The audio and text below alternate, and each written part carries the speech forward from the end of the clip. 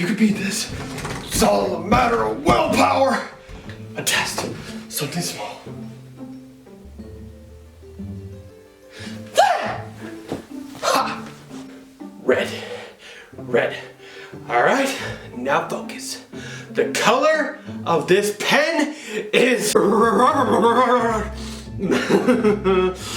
color of this pen is...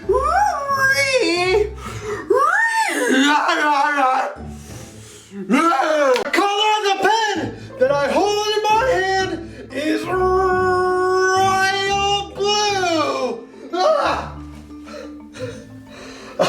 One line, I can't say it. I'll write it.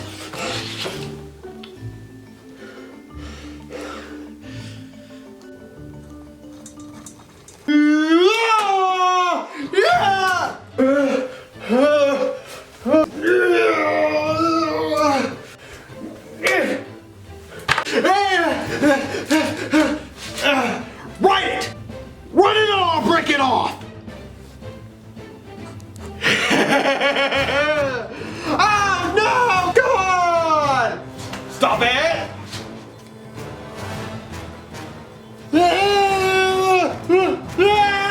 Matt, what happened? The pen is blue. The pen is blue! The damn pen is blue! Oh, what the hell, dude? What the hell, dude? What did I do? What? Hello, guys. Welcome to another episode of the Area Nerdy One Talk Show. I am Matt. I am Jimmy, and this is my brother, Jarrett. You may remember him as the guy who promoted Matt to He was Gunner my in last cousin. episode. Not anymore. We were divorced. No relation. Wait, how does that work? You've been unadopted. You've been undivorced. Is that like twice removed? We're married? We're cousins again. Oh, okay. So I twice removed, brought back in. Yeah, you were removed from the house and then brought back inside. Okay, You brought shame upon our I house. can deal with that. That's fine. So today on this show, I would like to talk about something a little different than what we're used to talking about, and that's current video games. I think all of us know what that's like, you know, playing anything really. Like, let's see, Jimmy, what was your favorite game growing up? Oh, my favorite game growing up. Well, you have to remember that Jarrett and I were somewhat in the Stone Age over here. Halfway Amish. I forget. I'm sorry.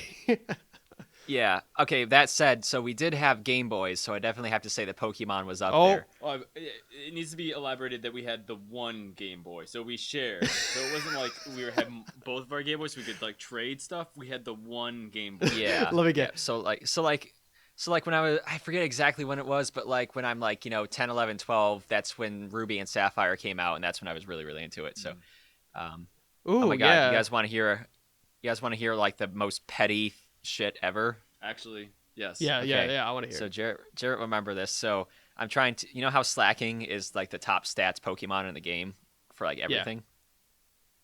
So but it only attacks every other move. So I was like, I gotta get it to level 100 with its Vigoroth form, so I can actually attack in battle, and then evolve it into slacking. So I spent months, grinding away trying to get this level 100 Vigoroth so I could turn it into a slacking. And Jarrett and I, because we're brothers, we get into a fight. We both storm off. I open up my Game Boy, and he's evolved my Vigoroth into a slacking when it's still like level 40. I had I think I remember that because it was like a grind. That was like I spent like a couple hours grinding that out so he could evolve it. That was some petty shit. Oh shit! Come on, hold on. What? I got my camera's focused on my wall and not my face. Yeah, you look like the white blur, like a White Walker, kind of. It's just like been inside all day. Like a polar bear in a snowstorm. Yeah, you can only see your beard. Wow. Though. Yeah, it's visible. Comedy Central presents the Right. roast of Matt. Jesus Christ. You know what's worse do about that. Matt? Besides, God, Jarrett, you know who I freaking hate? No, is it freaking Matt? I think it's Matt. I think it's Matt too. Oh crap, here he is. Okay, hey, what's up, bud? Where's the Wow. lightsaber at? What was it? Just kidding.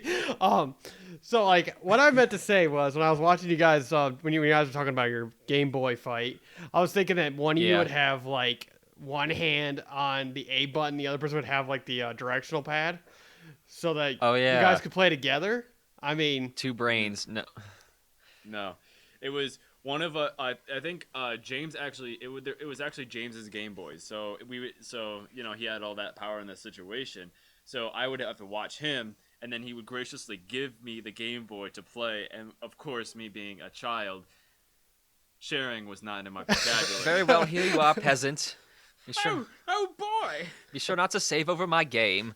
An Oddish! What is that monstrosity? Oh, your last Pokeball. Let's waste it on an Oddish. Oh, yeah. Oh, Master Ball. I could catch a Pidgey with that. A Rattata is rare. They gotta be. Oh my! The giant rats. Have you ever seen the video from was it Dorkly, the Pokemon Rusty version? No. Oh, this guy he's trying to be like Red, but then all of a sudden he like goes through all these mishaps and he catches a Bidoof. And he all of a sudden it forms into this like mega monster. It's all buffed and he calls it Peanut Butter.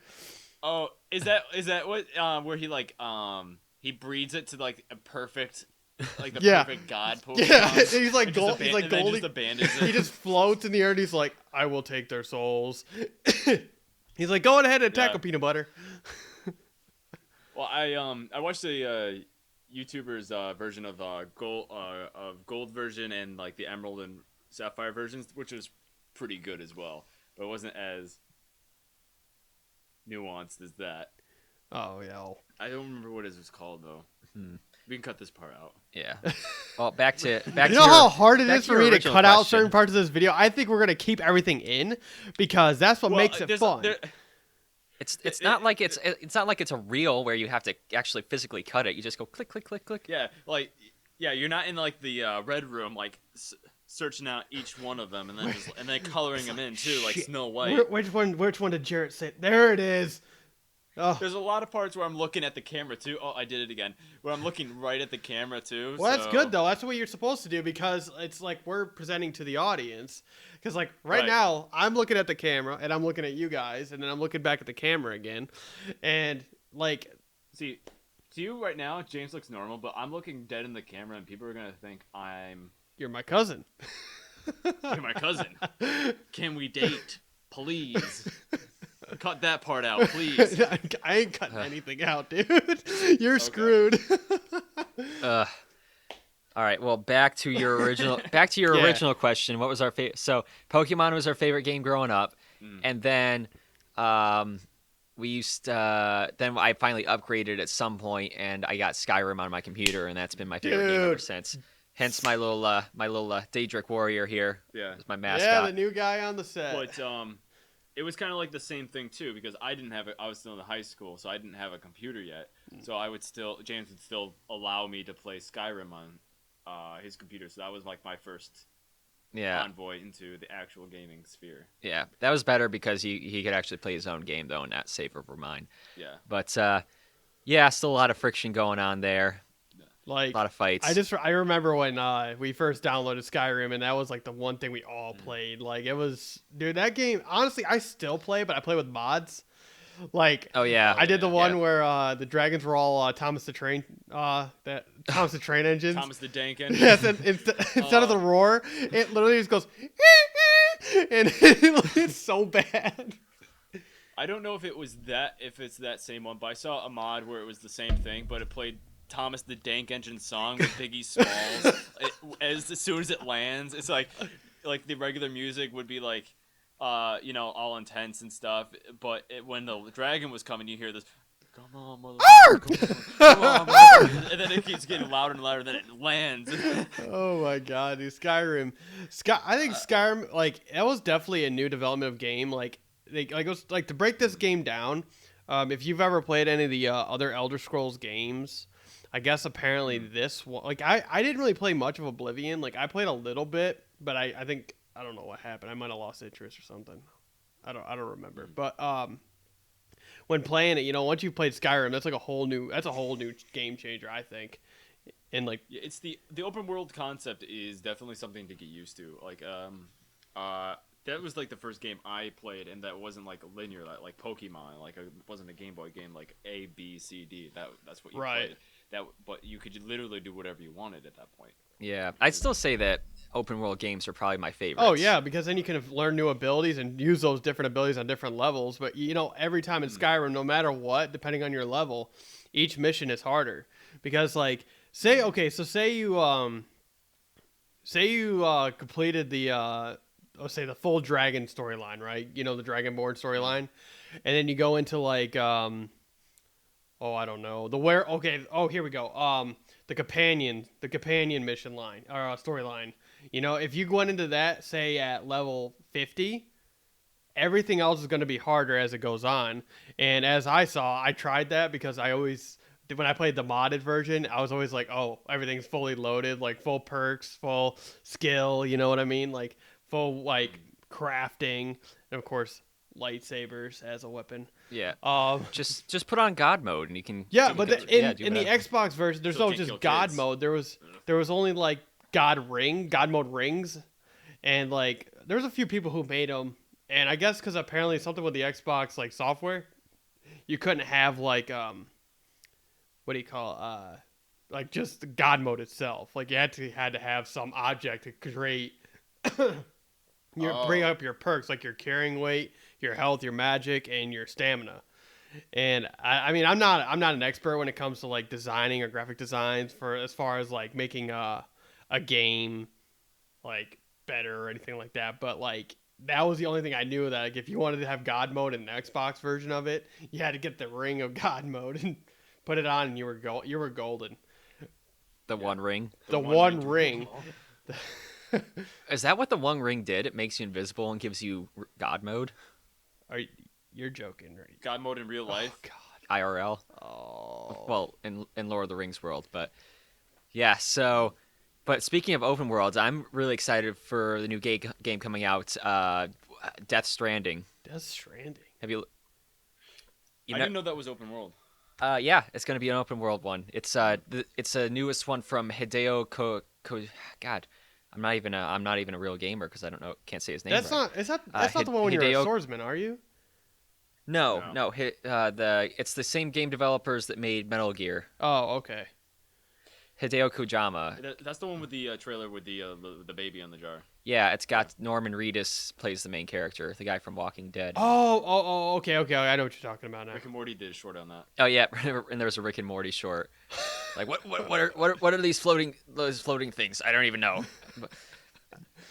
But looks like the concept of the game. I don't even know if there's any actual. I'm not sure if there's any combat stuff in it. There's probably going to be some, but basically the main idea is that it's in post-apocalyptic world, and your character is a courier, and your goal is basically to connect these colony cities that are left over and like bring supplies back and forth. And Hideo Kojima, if I'm saying that name right, please tear me apart, internet, if I'm not.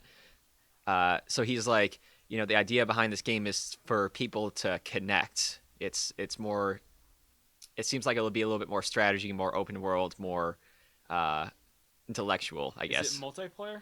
I think there's some sort of online features where you can actually interact with other people as couriers. Yeah, I see it. It could probably be like Red Dead Redemption 2, where they did an online version of that, or Right. GTA 5 online. Like, yeah, there's some sort of limited online concept that it's doing See, right I think now. open world should if you want to have like multiplayer in an open world, it should be limited. It shouldn't be the entire thing. I think that's where Fallout 76 kind of went wrong, and it sounds like this is where they kind of like learned from that. You you have your own game, but you can connect with other people if you'd like to. yeah, true. I guess with like it's 76. I mean, learn from your first mistakes. Yeah, I described it as a dumpster fire that continuously just hits pockets of methane. It just keeps reigniting. Dude, I work with methane on a regular basis, and I can agree 100%. Yeah. But, Oh, I think the most interesting open world concept that's going to be coming out, it is already out, I believe, is Open World or Outer Worlds. What's that one? That's the one made by Obsidian. It's the one that people that originally created Fallout, Mm-hmm. and they saw what Bethesda was doing to it. I don't. I know people really like Fallout 4, but it's but Fallout 4 wasn't the best in the world, and the post-apocalyptic world, as it were. And then 76 happened, and that was a. Fallout 4 is basically Skyrim with Mad Max style. That would be Fallout New Vegas. I feel like. Oh. Yeah. It's more like that. makes more sense. Okay. Yeah. Okay. I think as far as like my favorite game as a child, oh gosh, this is back when Z-Dog and I were neighbors. Jarrett, I think you might know who we're talking about if we talk about Z-Dog. We're trying not to mention names on Z-Dubs, as it were. No, Z-Dog. Oh. Yeah. Well, when me and him, trying to when keep him it and I anonymous. were, We should have like a speak and spell or something like right here, an extra sketch. Like, hang on, let me see what I can. But what did you play with Z-Dubs? well, I used to watch him play a lot. Then like I got to play in a little bit, but I watched him play this game called MDK2. It's kind of like it was based off like an old comic book or something, but it's like this professor, a janitor that gets turned into a superhero, and a 4-armed robot dog, and they fight off an alien invasion that comes to Earth or whatever. And it's a comedy kind of thing. It's pretty funny. We played that a lot, and also Unreal Tournament, the Game of the Year edition. That was like a it was before Call of Duty, but it was like, I guess you could have online, but it was more like a single player kind of thing, and you play a tournament, try to beat the champion or whatever. It's a shooter, I guess you could say. I seem to recall you guys were into like the weird, random, Random. online games, like Miniclip was a big one. Miniclip. Oh my gosh, Miniclip. First, Yeah. Speaking of Miniclip, RuneScape. RuneScape, holy. RuneScape, like all of us played, dude. I kid you not. Like oh my gosh, I wasn't as good as like our friends that used to play it, but like, oh my gosh, you just took me back. Did you guys ever play Warcraft or World of Warcraft? I tried it. I wasn't gonna pay the fee though, like the monthly fee you had to pay for it. Like I think what was it back then, like $40 a month or something like that. Yeah. I don't know. I could be wrong, but I tried it. It was like one of those games that was like too complex for me, like learning abilities or whatever. Like I'm not good at trying to like adapt with abilities on a keyboard. Like, if you have like 9 abilities and in certain situations, and they're also doing like calculations based on like if the mission's gonna go well or not. Like, you've ever seen the Leroy Jenkins video? Yes. Like they're like doing like Who counts, hasn't? figuring out how they're gonna beat this mission. And this one guy, I think like the one guy that ran in would be like all of us, because it's like, all right, guys, let's do this. Leroy Jenkins. So it's not like a normal like a Skyrim where you can just like run in. You need to know what you're doing basically before you head in there, kind it's of like thing. studying. It's almost like it was like a skill you had to have. Like once you were like your certain race or whatever character you were, your abilities are what your role was. And like, I mean, we all watch South Park, right? I mean, you've seen Of the course, yeah. Warcraft. Like, they're not wrong. Like, the way they played it was like, that's how people play. Like, it's like you have a guy who's an archer, a mage, a knight, or whatever, swordsman, whatever you want to call it. But like, Yeah. it was all like, people were serious about that game. That was one of those games where people were like, all right, guys, tonight we're raiding, and it's gonna be probably about an hour or two. Like, a raid could last hours, from what I heard. But yeah. Like a Pokemon raid. Yeah. Oh yeah. gosh, those can go. Yeah. Pokemon Go raid, you mean? Oh gosh. Yeah. Yeah. Speaking of which, Crystal caught a Moltres today. Really? Yeah. Like a raid multi? No, it was what? Research. It was a research. Yeah.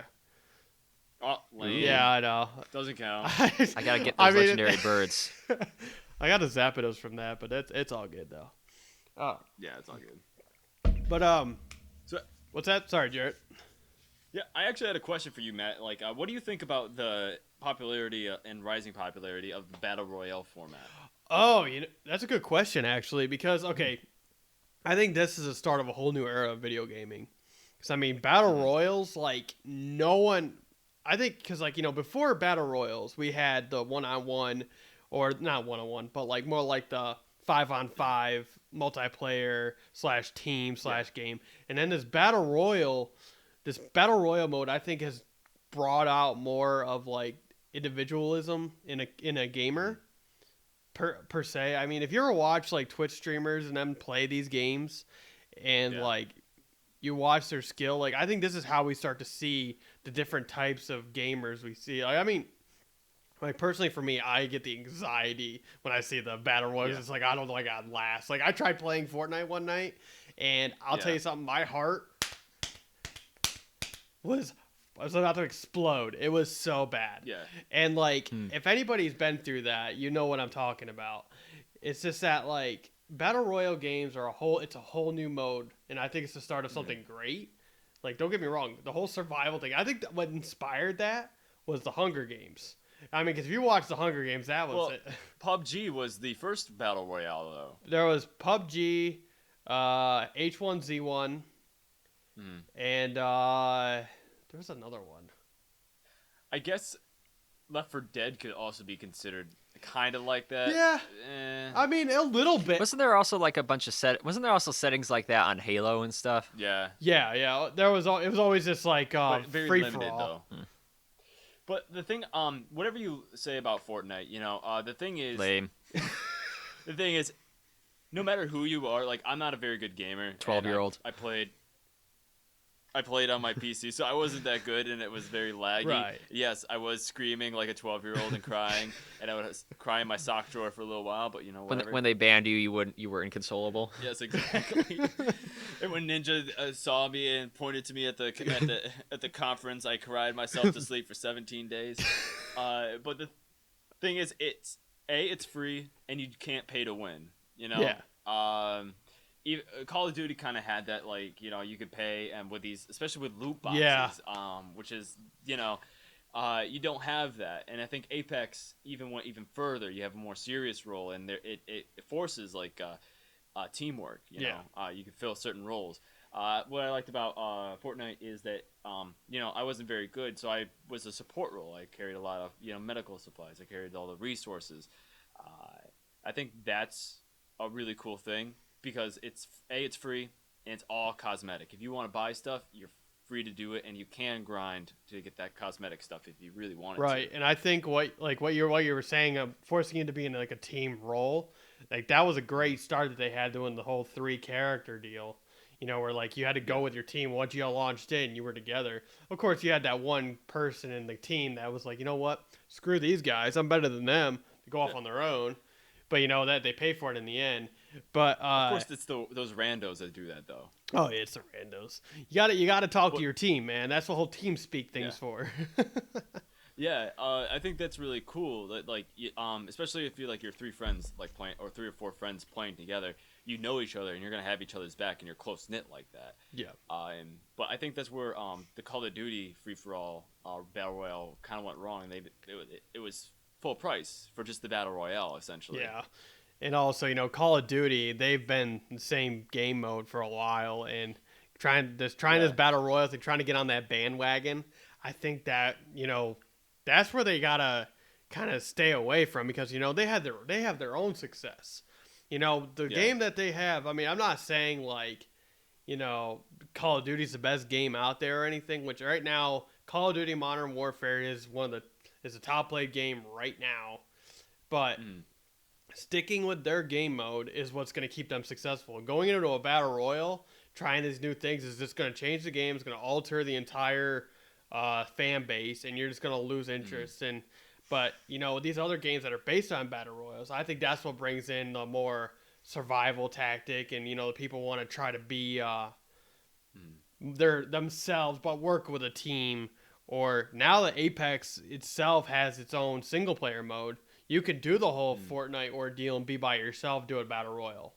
Right. But you don't have guys spamming towers everywhere and jumping up out of nowhere. Exactly. And I think the whole thing with pay-to-play games and loot boxes are the poisons of games right now. Yeah. Because that was a big flaw for Battlefront 2.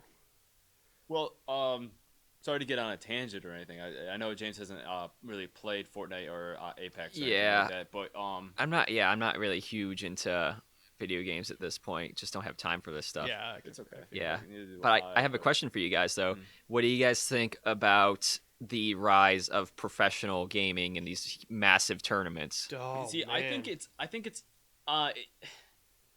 you see, it'll happen with any game. Mahjong was a really casual game for a long time in China, and then people started doing, actual like betting on it and everything.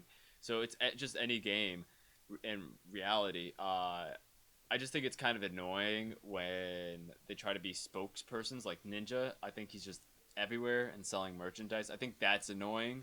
But like, I think Korea kind of has it down pat. They're just, a bunch of gamers that love doing games, doing their own thing, having the ability to make money on it. Yeah. And I mean, Yeah. with a whole new, it's a whole new, first of all, I always see this because like I work with a bunch of people who are still like living in the 80s, 70s and 80s.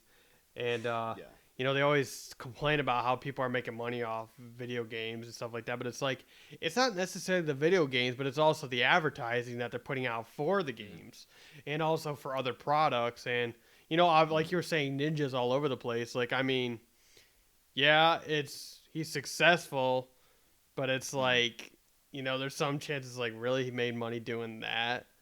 Like, I could see that. Well, to be fair, like when Sega was really big with Pac-Man and Gallagher. Galaga. Galaga? Gallagher, there we go. Yeah, not Fake Gallagher, fan. Gallagher? Fake fan right here. There were contests Casual. as well. There had prize money. There was a big thing against Sega in the 80s because a guy was like cheating during it, and he won like thousands of dollars in prize money at like world tours and stuff like that. So people living in the 70s and 80s have no room to talk. Yeah. I always thought it was interesting how like in the 80s, like I've heard, read and heard about in the 80s, when Mortal Kombat came out, it was like, most violent video game ever, and they were like making laws against it and stuff. And nowadays, like I worked at Best Buy and I literally was like handing Call of Duty Modern Warfare, whatever it was, to like 8-year-olds, and the parents were just like, I'm cool with it. James' knuckles were white. He's like, I'm not. This is not how it should be. No. My society's in tatters. He hands off the game. He's like, good luck with your parenting. What was that? No, have a nice day. The kids look like the Omen kid, and they're just dead behind the eyes, and I'm like giving them Call of Duty. I'm like, oh no. And the kid turns around and goes, I'm gonna pretend every person I shoot is you. Or it's gonna be like on an advertisement. You know how like they show like, hey, don't be selling liquor to underage children. It's like Jimmy. It's like a poster of Jimmy handing a kid like Call of Duty, and the kid's like still has like a pacifier in one hand, raising up for it. Yeah. Yeah, so that was what's also, I thought I was reading articles about this is so these professional gaming teams are like burning themselves out. Oh yeah. Because they're playing the games, but this is kind of interesting because I kind of knew this from like doing sports and stuff. It's like so these professional gamers had the mentality. It's like, okay, being good, getting good quality gaming means just grinding and grinding and grinding. Right. Whereas if you're like doing athletics or you do sports and stuff, you're like, okay, I can only put X amount into it and I have to make it quality and like I have to recharge and stuff. So these gamers are like, playing like 16 hours a day until like 4 a.m. and like burning themselves the hell out. And then these other game teams are starting to like, okay, we're bringing in like professional college athletic trainers, and they put them on like an athlete schedule and they do way better. Well, the thing is that I think there's a different mentality with games and athletics. Like if you and I are runners, and Matt's done sports as well. If you run for 4 hours, or you do things for 4 hours, you need a certain amount of rest. And people think that gaming is not doing anything. That could be considered rest, or like when you game, it's not the same as actually doing things. But people's while your mind is on a screen and you're doing stuff, your mind is like active. So it's not rest. It's not even technically healing. It's like almost like going through school, like learning through like different classes over and over and over again, and also learning new moves. And because I mean, like you got to think you're playing a strategy game or any sort of like other sort of term games. You're learning a new like a way to survive or a way to overcome the enemy in any sort of game. It's like you need to learn, and all your brain is learning these new things. But the thing is too, like a lot of games, kind of go off the addiction model too. You need stress and like anxiety in that too, because like you said, when you were playing Fortnite, you know, you had that bump, bump, bump. So when people are playing games like Fortnite or Call of Duty, you know, they're not just winning and going through the motions. They're dying in the game and they're setting up from square one. So they're stressed out the entire time. It's kind of like a like you say, like a gambling mentality almost, because, you know, like a slot machine, like you do the slot machine, you get anxious, bum, bum, bum, you either win and you get that euphoria, or you lose and you're back to square one, and then you just run the cycle over again. Well, that's what I was like with Fortnite, because again, I wasn't very good, and I thought I had the mentality where I needed to get better. So I kept getting, killed. It sent back, boom, do it again, do it again, do it again. I was like, I'm not getting any better. It's just like my computer, and my skill level is just not going to get there. And but it kept making me want to go back and do it again. Yeah, it could be video games can be addicting. Like I mean, I've seen this with like, I'm not gonna point out, I'm not gonna say any names or anything, but I've seen some people that I've grew up with or seen where like when they played a game, they played it for hours, and there was like you can easily get lost into a video game, and pretty much ruin your schedule. Your priorities and even your health. I mean, there was a guy last week who died, had a stroke because he forgot to eat, forgot to sleep, forgot to drink, like, stay hydrated and stuff like that. And he missed like 2 days of work or something. Like, I don't remember how many hours he was playing, but he was like grinding. I think it was, I don't know, it might have been Call of Duty. But well, I think James touched on that as well. Like, kids, they're very easily habit forming, and you give a kid a Call of Duty. Yeah. It's not the best thing to have them, have a shooter game because, X, Y, and Z. I'm not going to get into that mental health stuff just yet, but like they get into the idea that this is, this is something is okay to do like for hours and hours and hours after school or something, because that's what people do. Yeah, well, that's what. Yeah, kids only like do things that they actually want to do. Which is why our parents had to drag us kicking and screaming at like soccer practice and stuff. Oh my god, do you remember them locking us out when it was like snowing out and just like, you need to play in the snow for 2 hours, and we would like stay on the porch because it was too cold, and then they would slowly shuffle us out to the outside and then lock the outside door, and we would have to go play outside to stay. I think they just needed. We were just too loud and noisy, and they were like, God, okay. Whatever, just go outside. Yeah. Oh man, I had the basement to myself, man. I do my own thing. If I was playing a game, whatever, I'd be playing.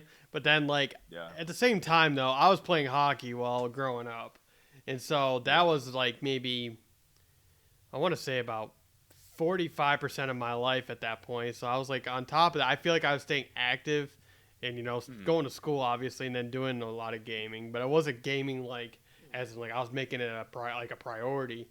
It was more like, I'm going to lounge down and just play this, but yeah, everything in moderation. Yeah. Before we go any farther into this game game discussion, I guess, as far as mentality and what it does to people, we should also talk about like what different types of games are coming out, especially with like, let's say Pokemon Sword and Shield right now. This is that's a sore subject. Yeah. Yeah, like you see, their coughing, their wheezing is Doug Dimmadome, owner of the Dimsdale Dimmadomes. And it's a fairy type. They're letting fairies in. Some of them, I assume, are good types, but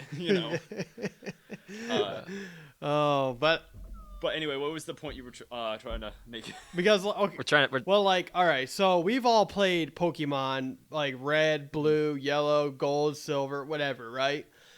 This is the first like Pokemon version game that's coming out for a console, and this is. I feel like with this, also with like updates, because I think it's gonna be a lot like Pokemon Go, where they keep updating and adding generations. Like this one, we have a new generation of Pokemon, and as we go on, we're gonna see some old ones, some new ones, and I feel like later on, this game could be like the last of its kind for Pokemon, as far as like. Well, I always wondered why they didn't just have like a big console game where they have all the regions. Exactly. But the thing is, Pokemon was always based on the model, A, you have the national decks, and B, you need to buy the games. So if they have like, this is the last game, why would anybody, buy new games. Yeah. I think I know their like statistics. Like the games don't make a lot of money, and their TV shows don't make a lot of money. It's the merchandise, Right, the and cards. you merchandise, heavily through the games as well. But if they were gonna like the T-shirts and the backpacks and the stuffed toys and things like that. Well, that's at my Pikachu onesies, yeah. well, that's also like, I don't mean to go off subject on this, but that's also like Yu-Gi-Oh, for example. Like Yu-Gi-Oh is definitely well, obviously the whole thing is based on cards. But like Right. the cards are what's making the money. And I think that Pokemon cards were what was making their money. see, I have to disagree with you there. I'm pretty heavily involved in the Yu-Gi-Oh are you? part of this. So, Oh. La D. the gauntlet hath been laid. Oh, here Trap we go. card. Light the fire. Trap card. You've activated his trap card. While we were growing up, the formula for rarity and card packs and what legendaries, EXs were very different.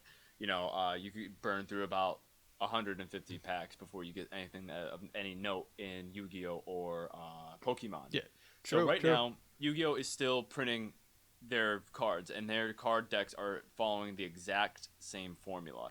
Pokemon have revamped that, so you could open I just for whatever I bought a Pokemon pack, and I had a Regigigas, and I had two other like a Blaziken and something else, and like the rest were like Nerf cards, but I would have never thought that possible. So Pokemon's trying to like get people more involved in the cards. I don't think they're doing that well on that front. Whereas Yu-Gi-Oh has become more of the competitive scene. If you want to go to competitions and do things, that's where you have to go, and all their sales are like secondhand online. Right, and also with like Yu-Gi-Oh, it's more about the battling, not about the trading. Yeah. Because obviously. It's dueling.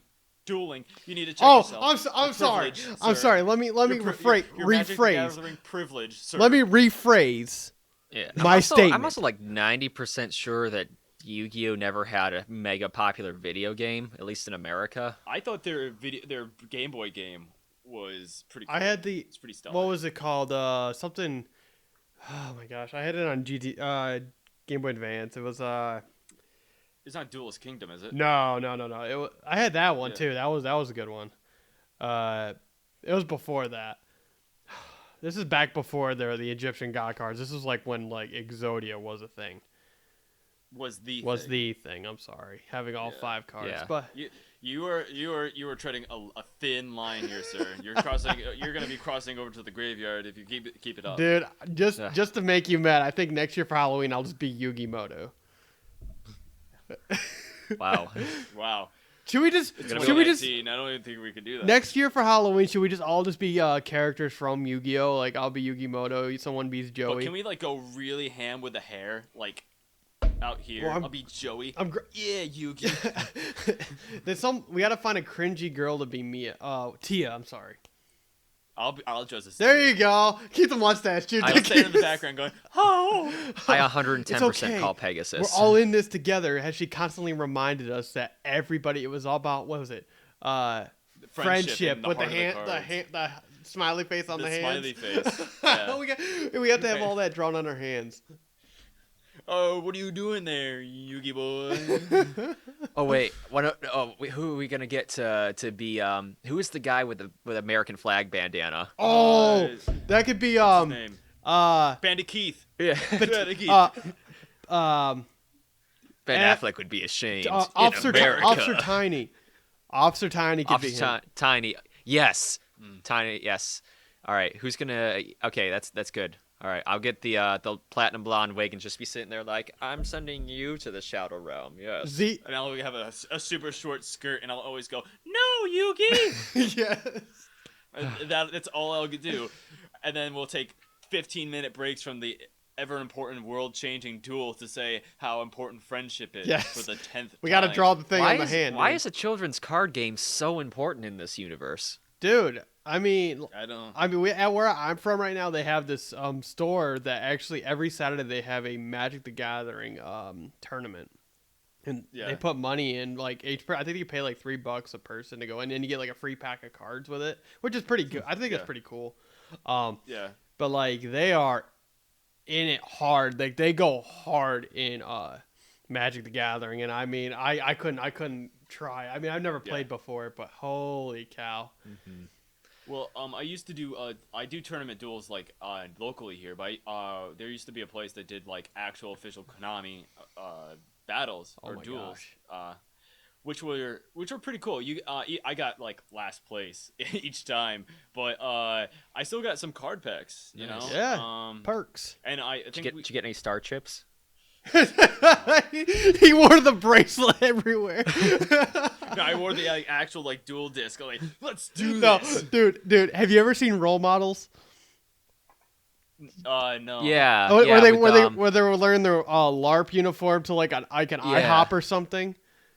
Yeah. I can see Jarrett right now wearing like the dual disc thing on his wrist, sitting there like eating breakfast with a bunch of eggs. Going to a biker gang's bar and like walking in, just walk all tough. I'll take some milk if you have it. Yes. And then the guys stand up. This is a Pokemon bar, kid. It's like This is a Team Rocket bar. he's like, prepare to battle. He's like, Oh, duel. speaking of Pokemon, I always ask this whenever Pokemon come up. What would be your team? You can pick any Pokemon, only one starter, one pseudo legendary, no legendaries or mythical Pokemon. Go, Matt. You go. Oh my gosh, dude! All right, so I had this. I already know this. Ready for this? Okay, Wheezing. Hold on. Wait, the new Weezing or No, OG? the regular old nostalgic Wheezing. Okay. This is actually my go-to team that I used to always pick for Pokemon Stadium. Scyther, Electabuzz, Magmar. What was the other one? Oh my gosh, I like the Kanto region stuff, so that's why I'm like, Okay, Boomer. Jesus. sorry. Wow. I'm going by what I knew best. That was really aggressive. that was not aggressive. It was completely like out I of attacked context. on my first turn and scored a critical hit. Wow, quick attack and critical hit. Fainted. Wow. Oh, but you have Weezing, Magmar, Electabuzz, Scyther. Scyther. But you didn't evolve any of those. You wouldn't go with the Like Electivire and Magmortar. Magmortar, or at least Scizor. Oh, I No? mean, well, yeah, Scizor maybe.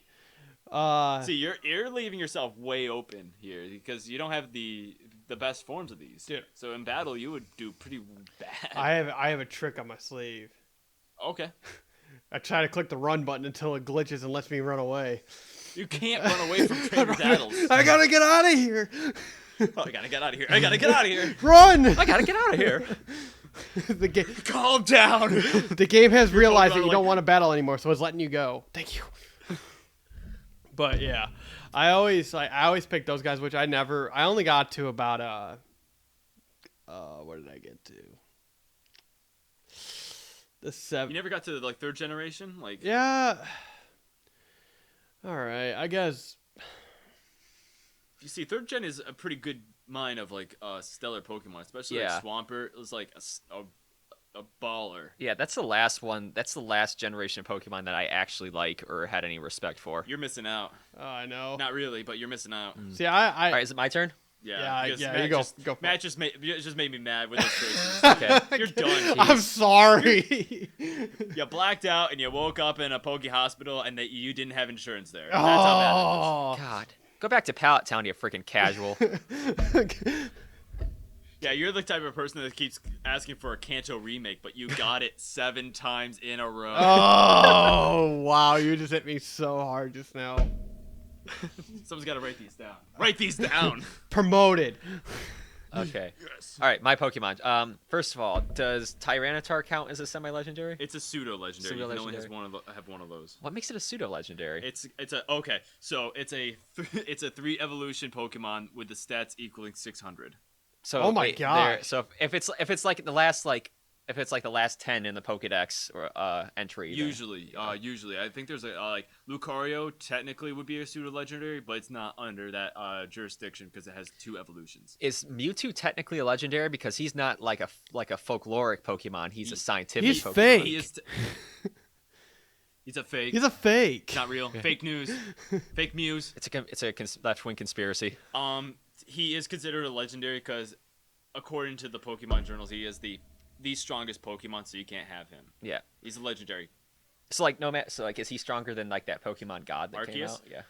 Apparently, but of course they said that before they actually designed and wrote in Arceus into the main story. All right, one more question. Is that weird glitch thing considered a Pokemon? Oh Not a no, he Pokemon. went there. He went there. Missingo, no.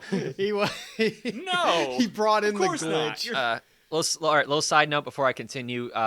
If you guys can find it, I saw this cool fan art that was like combining 2 different types of Pokemon, and one of them was they combined Mewtwo with the glitch Pokemon, and it looks really, really cool. I saw one where the fan art was it was like the skeleton of a Kabutops with like digital stuff around it. That was what it was Ooh. called, they thought it would look like. Ew. Kabutops Yeah. was sick. But I don't know. Oh, a side note before you get into yours. I know we were just like pause. If they're gonna do something new with Pokemon, why don't they do like Pokemon fusions? Like just like not all of them, but a couple of them. Oh, that'd you be can pretty catch and Maybe cool. have. I saw like the coolest one I've ever seen was Porygon mixed with a Mewtwo. Hands down, pretty cool. Or like the polar opposite ones can like mix. So like you could have let's see here, what's a good one? So like let's say even just like, Hitmonchan and Hitmonlee can combine. Or like Hitmonchan and Electabuzz. Oh Yeah, yeah. That'd be pretty cool. Or like I've said polar opposites. So like Magmar and let's say Blastoise could combine to make like a Magmortar, but it shoots like steam out of Yeah. its cannons. So, but like yeah. But Okay. anyway, your team. All right, my team. Okay. All right, Gengar. Duh. Come on. I'm out. You stay. Houndoom. I would call it Baz, short for Baskerville, because I'm a huge Sherlock Holmes fan. Let's see here. Solomons. That'd be my pseudo legendary. Do I have to pick a starter? You don't have to, but why wouldn't you? I mean, they got some of the best typing and the best stats. All right. If I was gonna pick a starter, I'd go with Sceptile. Sceptile? Okay, that's No. a good Pokemon. Yeah, it's freaking awesome. Let's see here. What was some other one? God, I just like wrote down what. Vigoroth? Oh yeah, Slacking. Slacking? Why we not Vigoroth? I feel like Vigoroth, it's even though it's the first evolution, it's still got that speed. It can't be put to rest, and it still has all those moves. At least most of the moves that Slacking gets. I'm sorry. Whose team is this? Sorry. I am ashamed. Shame. Ding, ding. Okay, so that's 4. So I've got Gengar, Houndoom, Sceptile, Slacking, Solomons, so I can actually fly to different places. And Badoof. I guess I'd have to go with some sort of Just a Magikarp. just a Magikarp or A or Feebas. a Bidoof. No, I'm trying to think here. Badoof. It's a Badoof. A Bidoof. It's a Badoof. A Bidoof. Bidoof here. Bidoof there. I guess I'd have to say Dusknoir. That's a good Pokemon. Yeah. Yeah. Wow. So I would be screwed if I battled you. Okay. Yeah. Well, first of all, you only chose 4. Oh yeah. I leave the other 2 You didn't even open so I choose can a catch starter. something because then it has to go all the And way you to my didn't- computer. And you chose not to evolve them all. It has to go to Yeah, which is you're the bug catcher on the first route that doesn't evolve any of yeah. these Pokemon. I catch all my Or the ones- Caterpies. Okay. So what? We're the ones that are the kids that only catch like Rattatas. Oh yeah, To be fair- Pokemon Kid. I gotta be honest with you, if we're not rich or powerful people, so we would be lucky if Pokemon were real to get like Rattatas or things like that. If we even see a Larvitar, that'd be like the highlight of our lives. My rule is that if I've caught it in the games, that means I could have caught it in real life. That's fair. Well, that's Okay. like But like I the starters are given to you though. but like we don't know any professors that are gonna give us hyper rare Pokemon because I'm 10 years old and I can live without my parents apparently. Let me okay. So like, Yeah. let me ask you guys this Take on the question. monster. Let me ask you guys this question real quick. Yeah. So like, when you were watching, you guys watched the show in the beginning, right? When it first came out. Yeah. Yeah. All right. So now, like, after we figured out all the Pokemon, after you watched like the first where you watched the show from the start, and Ash got so excited about the smallest Pokemon, were you like, why is he getting so excited about like a Rattata or a Pidgey? No, when he got Caterpie, because I know what happens to Butterfree. I was like, yeah. I mean, like before, Caterpie! before he had Butterfree though, when he caught a Caterpie, he was so excited. He's like, yeah, because that was his first Pokemon he caught. But like to me, Yeah. I'm like, you caught a Caterpie. Well, I got to be honest with you. Like the shows don't follow logic. Like Yeah, I know. there's a lot of You time. think? Like Pikachu is definitely like level 100 at this point because he's taken down Dragonites, faced legendaries, but he's able to be taken down by like a Snivy easily.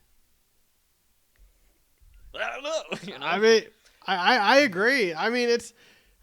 I feel like, but I feel like the excitement's still there because he's not getting them because the battling part is going to be like hit or miss, But is that emotional connection he makes with them, except for Primate, where he has had that Pokemon for like a episode and then just gave it away because Ash is like the worst, and then he's just like you, he doesn't evolve anything. Oh well, you know what? And I leave those two Pokemon gaps open, so if I catch anything new, I can just have them because then it would go right to Bill, and Bill don't deserve my Pokemon. You know what? No, we're gonna get into my team, and you're gonna sit there and you're gonna feel bad about yourself. All right, I'm sitting here. First of all, starter Empoleon, Steel, Water type. Ooh. And then pseudo legendary, Metagross. Then I got Steelix, Oh. Aggron, Angle Slash, Magnezone. So you're sticking with the steel. You got to go with the typing. That way I could be an Elite Four member. True. And I bring out my my 5 Caterpies, and he does just does string shot. You use a Harden Metapod. Hit him with another Harden. I have like this perfect team, 100% everything, and I'm getting beaten by a Harden every single time. I don't even know how this is working.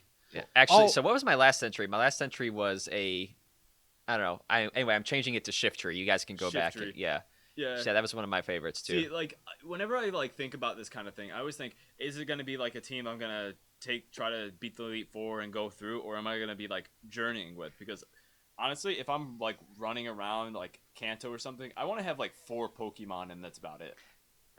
I mean, I chose Solomon so I could ride it around Kanto, and I don't have to actually worry about traveling. Well, Salamence is like small. It's enough. It's big enough for one rider. Yeah, so you're gonna hang on to this dude while going like 60 miles an hour with no coat because we never listened to Mom. Yeah. Nah, I'm gonna be stomping down the road, ruining pavement with my Metagross, and they can eat it. Until you come up against a little tiny bush, and you're like, well, can't do anything about that. Got to go back to get my Skarmory because I went with metal themed, and I can't fit on it because it's so slippery because I keep polishing the damn thing. No.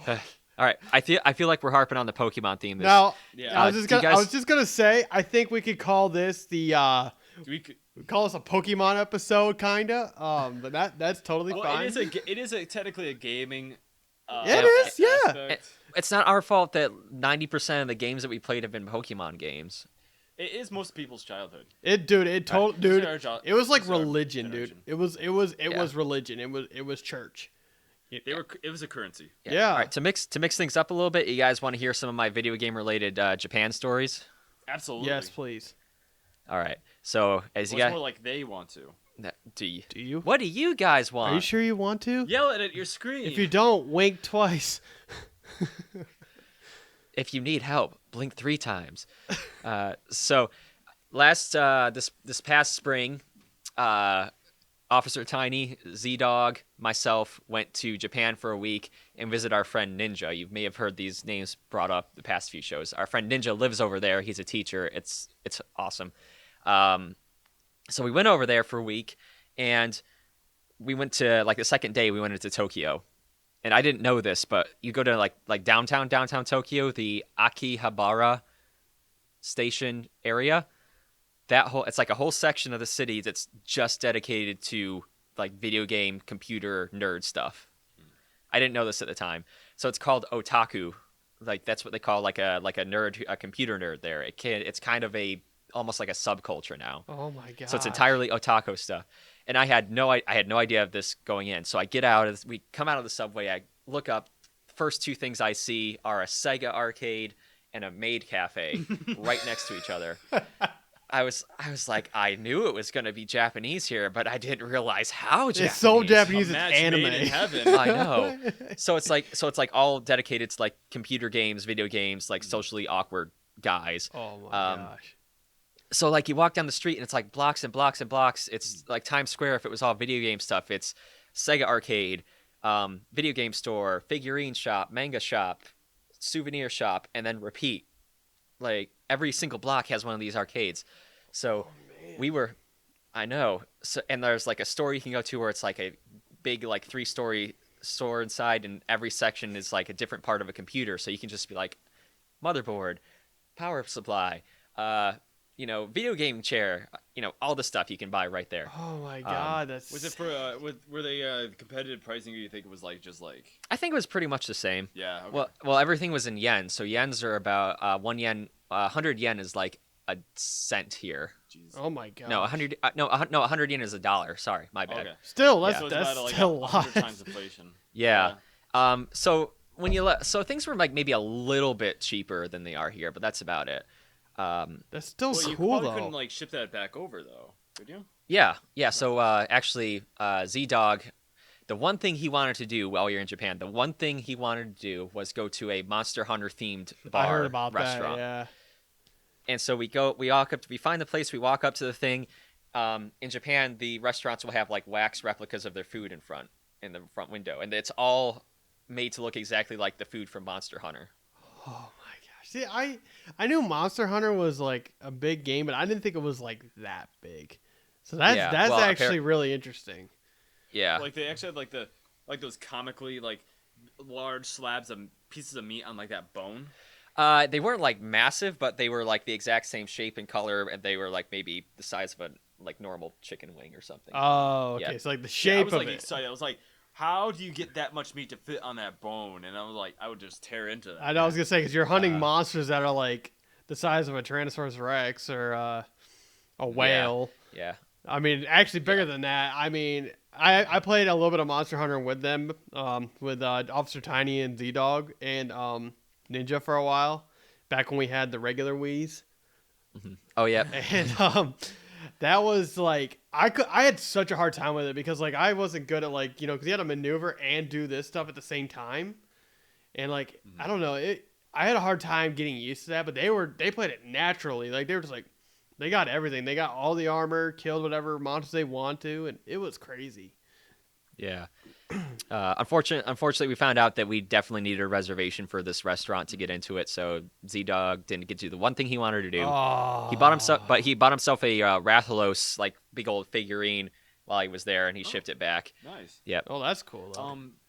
But I actually have a question about that. Yeah.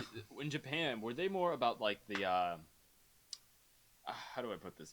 Like the themes of like certain games and aspects of games, were they more prevalent in their culture? Like how we have kiosks for like certain things, like but they have like entire like obviously restaurants themed around one game. Did you see a lot of stuff like that there? Not really. I have. You're in the front. Yeah. Oh, yes, sir. Yes. Thank you. Now I know there's a thing called the One Piece Tower because One Piece is my favorite anime. They have a restaurant based on that, so it kind of answers your question a little bit.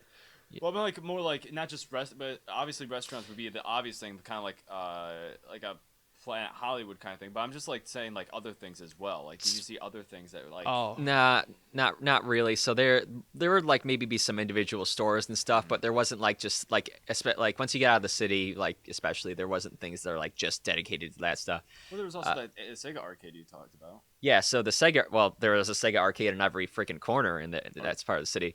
But you we went saying into the Sega cigar? arcade. No, Sega. oh, Sega arcade. But there was all kinds of different games in there. Mm-hmm. So let me tell you how the Sega arcade works. So we come across one like, okay, we're gonna check this out.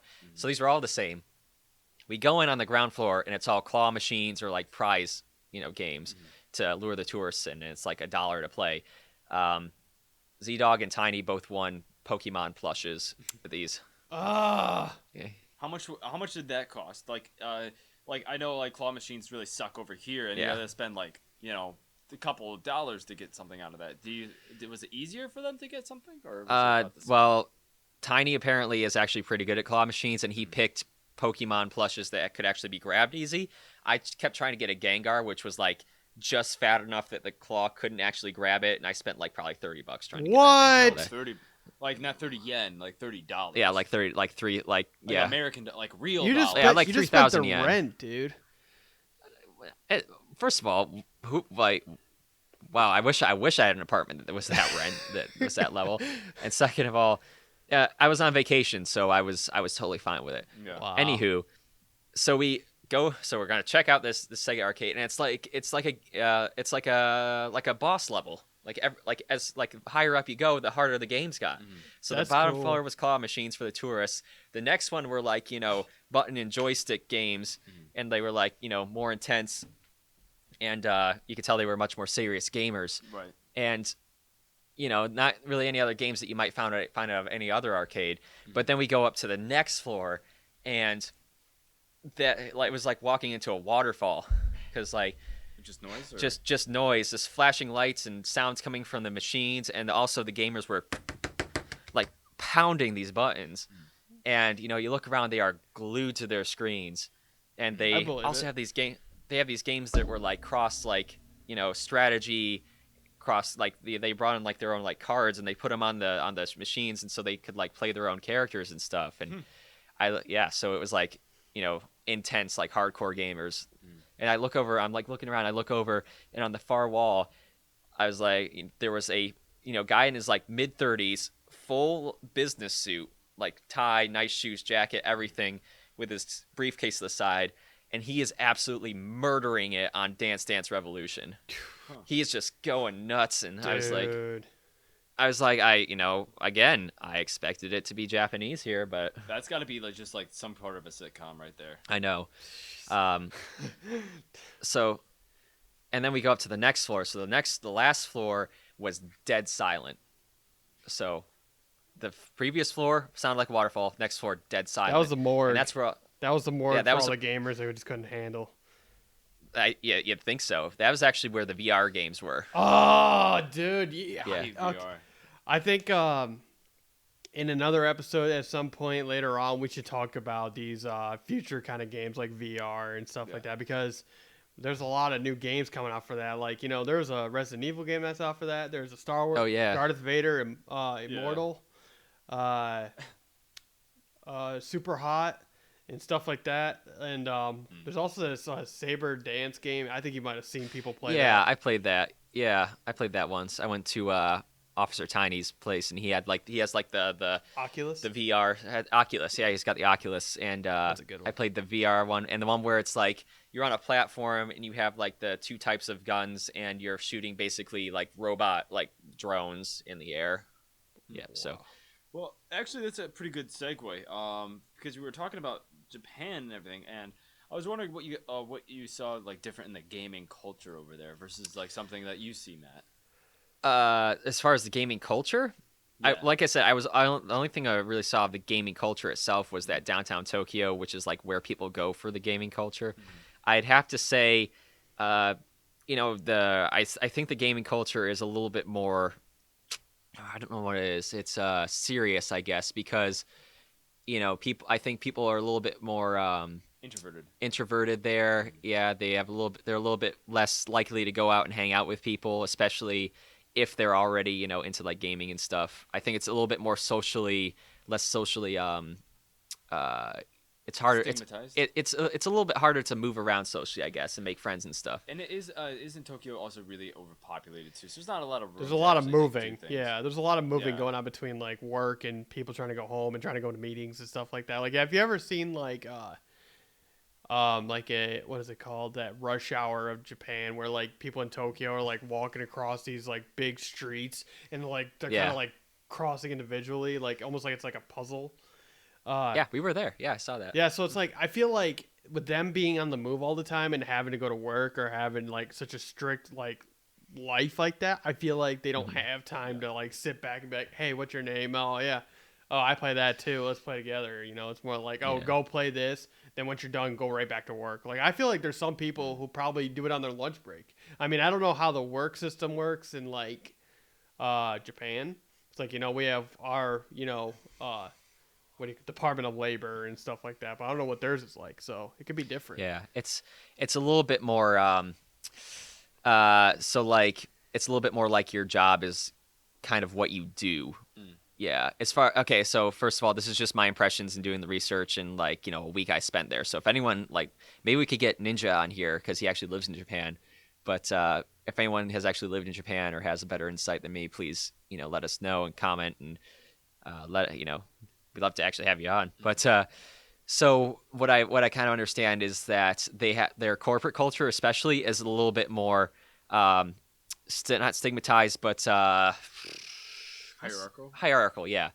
So like think of it. So first of all, you're expected to like basically be with your company for your entire life.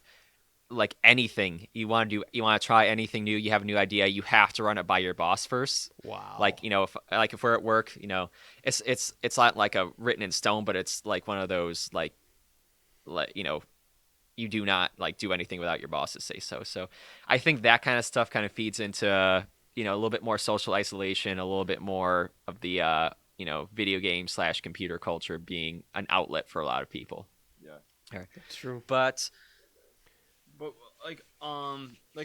what I saw like with Fallout 76 and BlizzCon and like East in America, like people feel very passionately about their games. Like this is like not just a game. Sometimes it's something that they invested in. It's a world that they like to create along with them. And I thought that was like the same kind of thing with in Japan, like with the whole thing that's going on, like the BlizzCon and the Hong Kong thing. Do you think that's something that they would still feel like it in Japan, or like if something of equal measure happened, like if Sega banned a high-end player for I don't know, speaking out against cruelty in like Tokyo or something, would they still have like the same kind of thing? Difficult. I'm no expert, but yeah, it's difficult for me to see that situation like happening in Japan to begin with. They don't seem, from what I saw, there didn't seem to be a lot of major social or political unrest right now. So I really couldn't comment on that. I don't know how they would think about it going on in Hong Kong or whatnot. Yeah, I really don't know enough about Japan's politics or how its people. And sorry for bringing up Hong Kong because I know that's a sore subject for a lot of people and Jarrett, there is no war in Hong Kong. City. Sip it. I think I just found the title of this episode.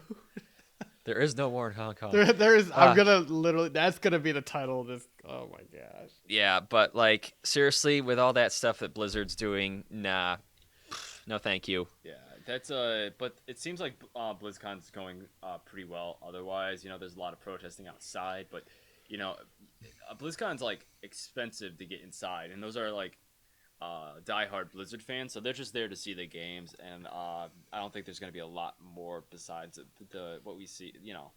A couple things outside. Yeah. They have a new WoW expansion coming out, I think. Yeah. Well, no, it's gonna be. Yeah. They have Overwatch 2 that was announced, which is Overwatch. I played that for a little bit. That was their big sprouting game that came out a couple years ago, and now they're making a sequel to it after, even though this first game has had so many updates, so many changes, and now they're just going ahead and creating a second one right after a new character's been developed. So do you think that's a little bit too much too soon? Yeah. Like honestly, like the game's been out for a while. Like I want to say like 4 years, but it's just the point that like they keep creating new characters each year, and like we just got a new guy, like probably 5 months ago, and they're already talking about making a new game. They already have a trailer out for the new game, With the players like you have to buy this new game, and then like none of your stuff. Is it like a regular Call of Duty, or what do you think will happen? You have to buy the game, and I'm wondering if they'll stick with the loot boxes because that game had loot boxes too, and it was also one of those things that's kind of like pay to win. But it's gambling. I don't care who demonetizes me right now. You can kick me out, but it's gambling. yeah, it's like I can agree as far as that goes, and I think that I think No, I regret it. I love China. I love loot boxes. I love China. It's not gambling. Along with the Communist Party. I love loot boxes. Okay, I'm good. Okay, the new title of this is gonna be Jarrett Loves Loot Boxes. Jarrett loves loot boxes. Yeah, there you go. When we make the thumbnail, Buy the you loot should boxes. I'm gonna put. We should find a loot box. We should put like a package like on the thumbnail where you're just like this, and then Jimmy and I are just like. This will be the loot box episode. I love loot boxes, and there's no war in Bossing Say. There's no horn Hong Kong. God, everyone's just they're just pandering to China, and it's. Well, it's I'm trying to stay away from like too much politics in this one because obviously I think games are starting to become more and more entwined in like politics and the culture, but this goes along with the NBA and everybody else. You shouldn't pander to everyone, and it's just art is supposed to be the furthest, like an extension of ourselves, and video games and movies and literature, there are art, and they shouldn't be limited by somebody else Just because they don't like it or something like that. Yeah. It should be it should be expanding on what your creativity is and what you have developed in your brain. Exactly. And put it into a platform, whether if it's on a piece of paper or on a computer. Obviously, if it's not gonna, cause any controversy, but at the same time, it's like say what you will about Blizzard, but they can make a cinematic. Some of those animations are mind-bendingly beautiful. Yeah, watch the Overwatch ones.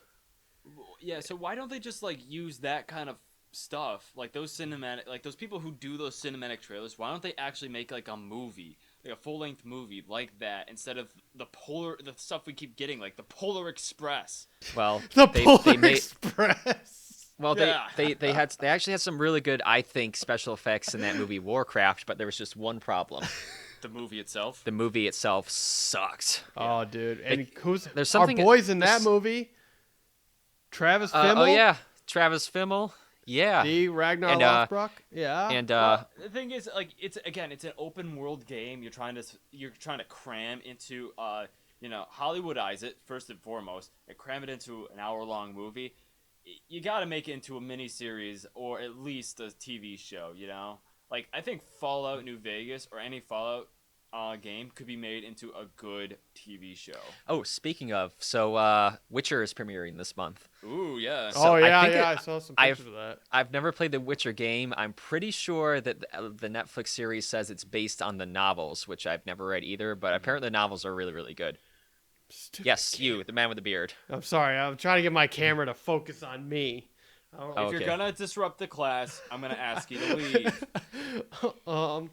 I have something to share with the class.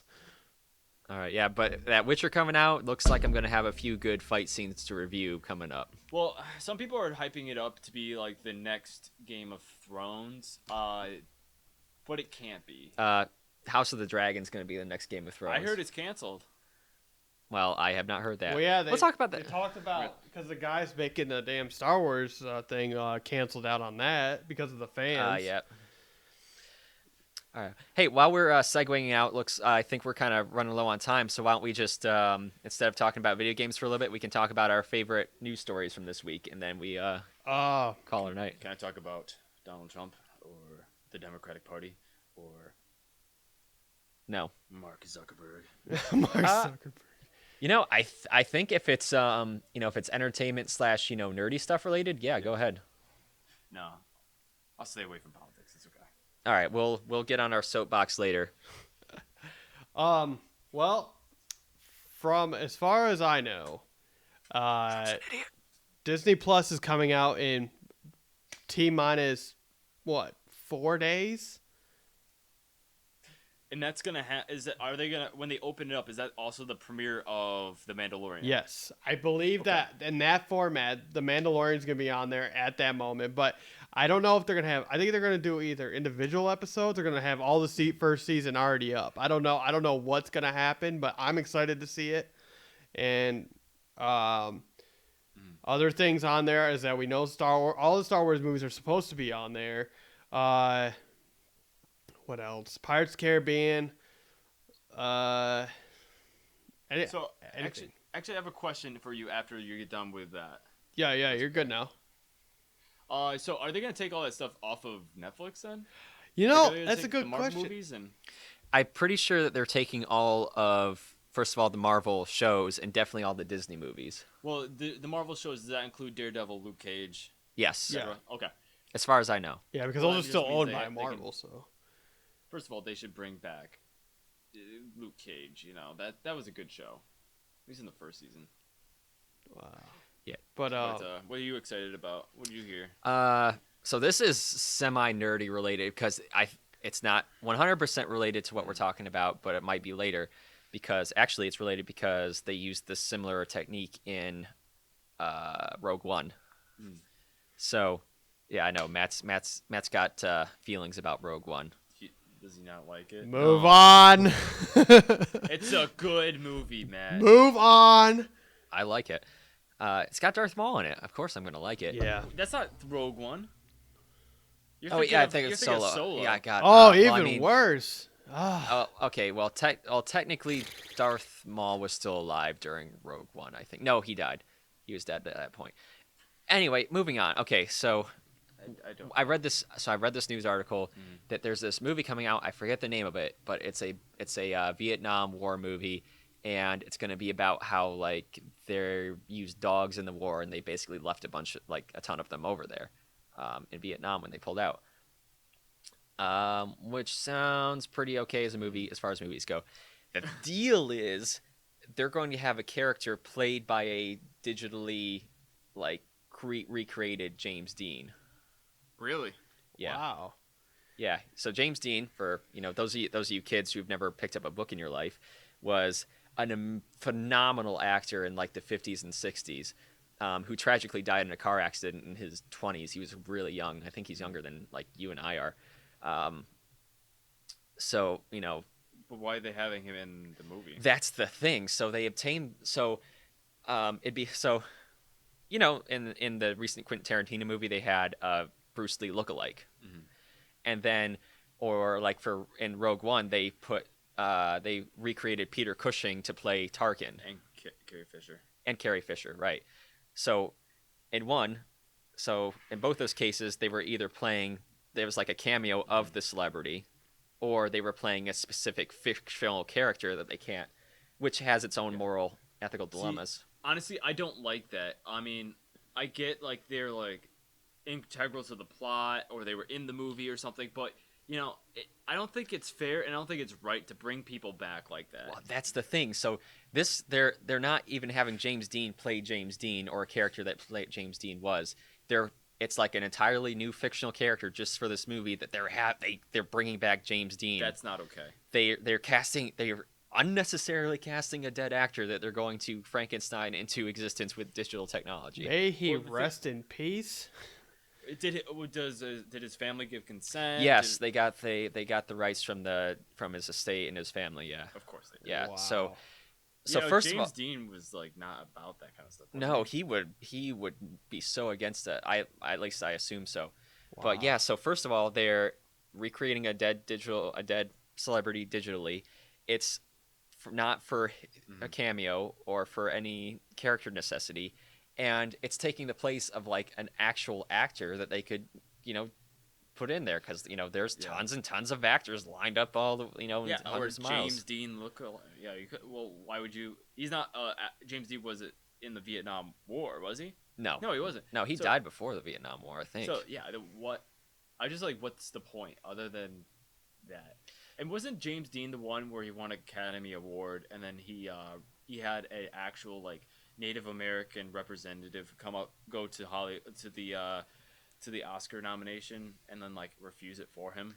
I think it was him. I am not sure, but I'm going to look that up now. Oh boy. Comment in the comments below if I'm wrong and call me a coward and a thief. Oh my gosh, but I think that's wrong though. Yeah, so that got me riled up.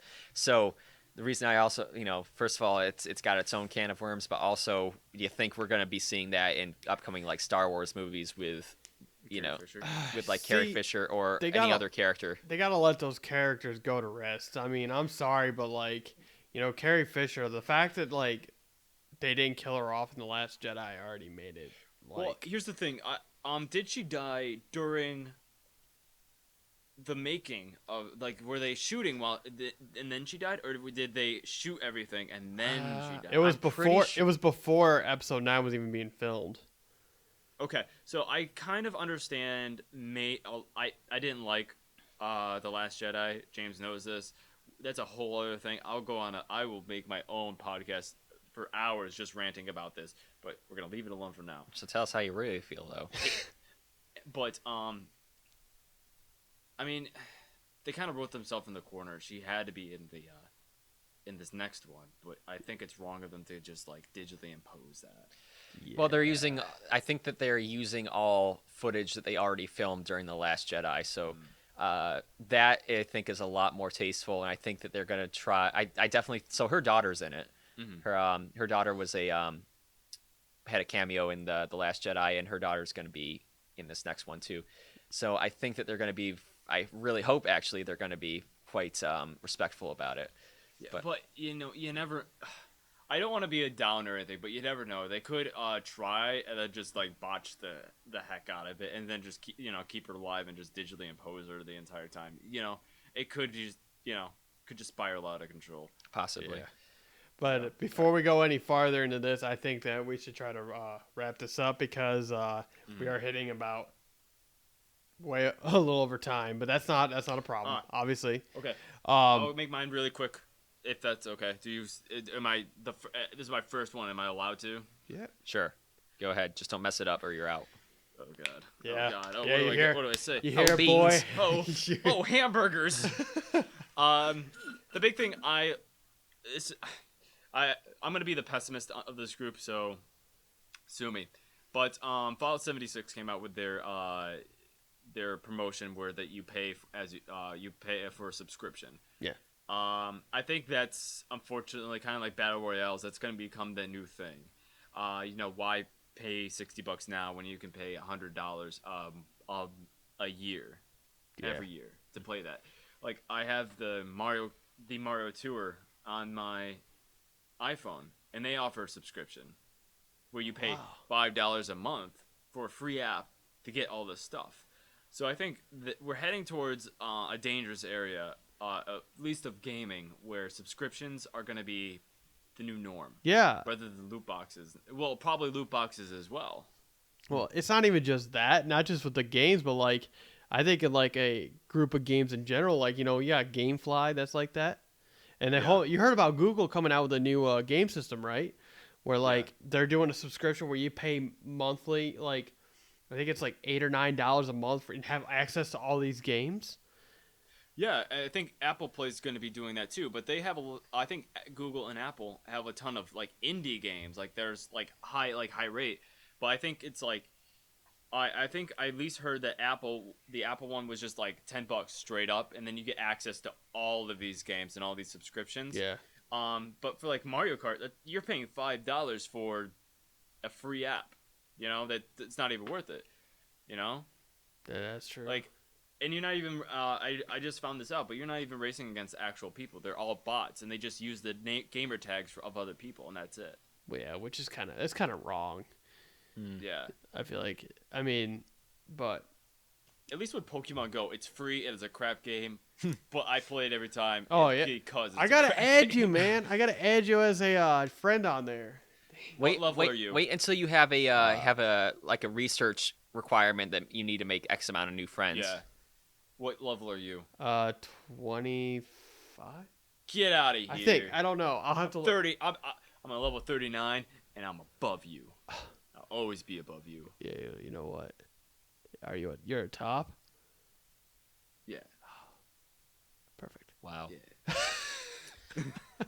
Bro, also, what the hell? I'm better friends with Crystal, your wife, on Pokemon Go than I am with you. Okay. Like, what kind of Here's- weird We're imbalance best is friends. that? Oh. Yeah, we're best friends.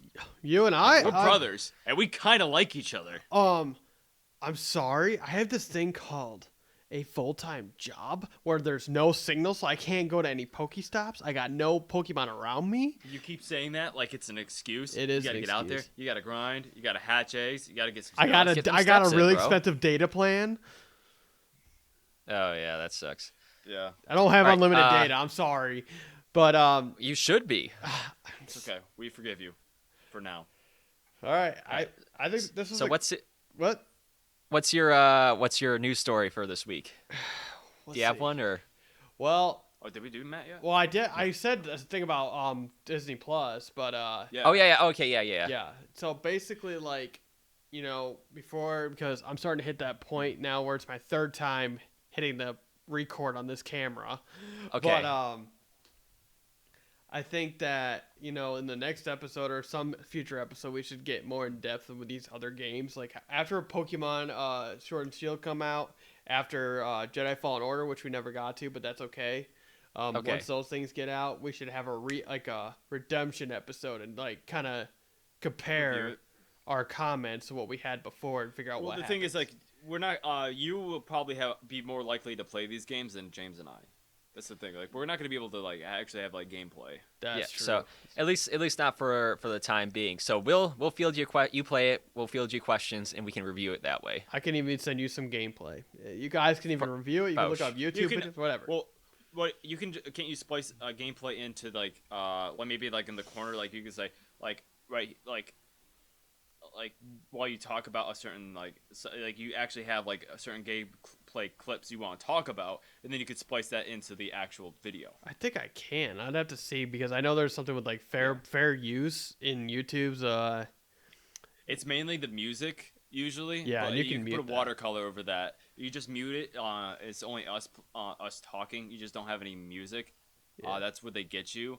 But I would also see what other YouTubers are doing with that footage as well. Because if it's like monetized and they don't want anybody to have it, then maybe it's not worth it at that point. Yeah, I don't. We're not monetized right now. You can't so we're always fight the man. They can try. good. Copyright strike me. But yeah, I think we're gonna go ahead and wrap this up. This was a great episode, guys. It was nice having you on here. I hope to see you again. I mean, you're part of the team now. I mean, you gotta be here. Well, you promoted me enough that I am the team. Right, that's right. Oh, I forgot. For people who don't know, we made him the CEO of this group, I guess. He leveled up. Yeah, I kept the promoting producer. him. I'm the writer. I am the. And by night, I'm Sure. the janitor. By night, I am the janitor. He's catering. He's best boy, key grip, gaffer. He fired everything. himself. I fired myself, or hired myself, and gave myself a raise. Oh man, I wish I could do that. All right, guys. Well, this has been Matt, And Jimmy, And Jarrett. and we hope to see you guys again soon. thanks for stopping by Area Nerdy 1.